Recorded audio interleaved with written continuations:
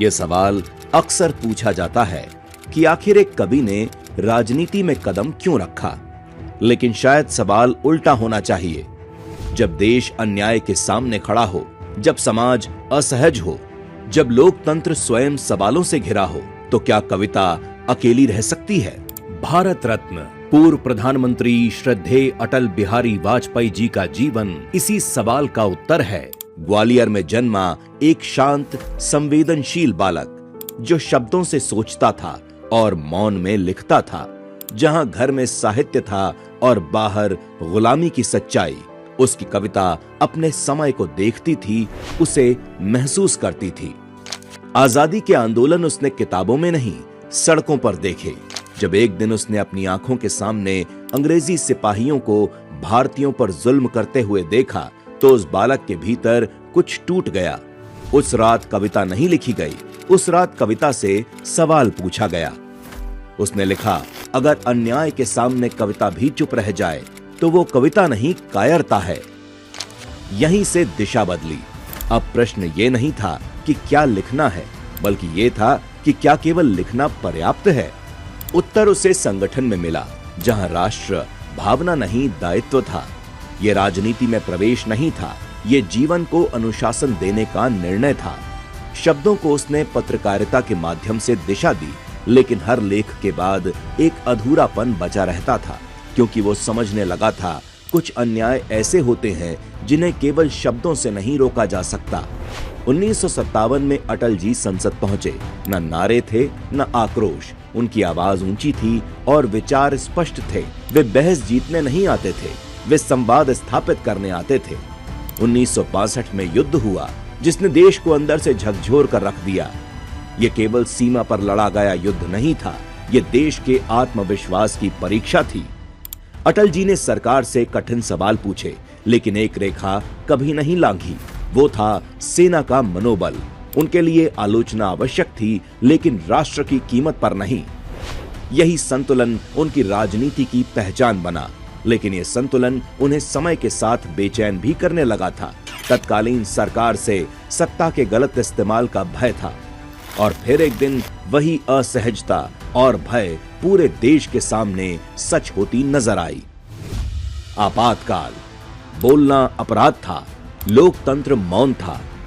Atal ji jail में थे, उनका शरीर कमजोर था, लेकिन संकल्प अडिग था। जिन मूल्यों के लिए उन्होंने राजनीति को चुना था, आज वही मूल्य कैद हो गए थे।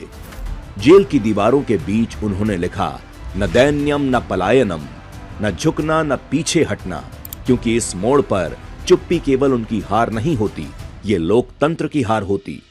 जब देश ने दोबारा सांस ली, तो दुनिया की ओर देखने का क्षण आया। संयुक्त राष्ट्र में अटल जी खड़े हुए और हिंदी में बोले। ये केवल भाषण नहीं था, ये भारत की आत्म पहचान की घोषणा थी। एक ऐसा भारत जो झुककर नहीं, आत्मसम्मान के साथ खड़ा होता है। लेकिन देश के भीतर प्रश्न अब भी शेष थे। आस्था और राजनीति के बीच रेखाएं धुंधली हो रही थीं।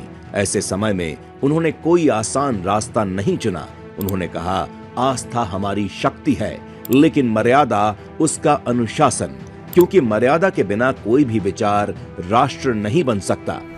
1996 में उन्हें देश का नेतृत्व सौंपा गया। ये विजय का क्षण नहीं था, ये जिम्मेदारी का क्षण था। उन्होंने देखा कि देश को स्थिर सरकार चाहिए, और यदि वो स्थिरता उनके पास नहीं है तो सत्ता का कोई अर्थ नहीं। उन्होंने पद छोड़ा, क्योंकि उनकी राजनीति सत्ता से शुरू होकर सत्ता पर समाप्त नहीं होती थी। समय बदला, चुनौतियां बदली, लेकिन मूल प्रश्न वही रहा, क्या भारत स्वयं पर भरोसा करेगा? 1998 में उत्तर मिला। भारत ने अपनी सुरक्षा स्वयं तय की। शक्ति अर्जित की गई, प्रदर्शन के लिए नहीं, संतुलन के लिए, और उसी शक्ति के साथ संवाद का रास्ता भी चुना गया। यही थे अटल।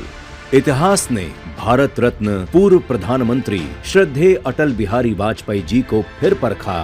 देश के सामने फिर एक चुनौती आ खड़ी हुई, कारगिल युद्ध। निर्णयों में जल्दबाजी नहीं थी, क्योंकि नीति पहले से स्पष्ट थी। युद्ध के बाद उन्होंने देश को जोड़ना चुना, सड़कों से, संचार से और अवसरों से। उनका विश्वास था कि सुरक्षा केवल सीमाओं से नहीं आती, वो अवसरों से आती है। समय आगे बढ़ता गया, शरीर थकता गया, लेकिन विचार और अधिक स्पष्ट होते गए। अंत में वही प्रश्न लौटता है, एक कवि ने राजनीति में कदम क्यों रखा? क्योंकि उसने समझ लिया था कि जब कविता अकेली पड़ जाए तो उसे नीति का सहारा चाहिए, और तभी अपनी कविता को राष्ट्र के लिए समर्पित करना पड़ता है। टूटे हुए सपने की सुने कौन सिसकी, अंतर को चीर व्यथा पलकों पर ठिठकी, हार नहीं मानूंगा रार नहीं ठानूंगा, काल के कपाल पर लिखता मिटाता हूँ, गीत नया गाता, गीत नया।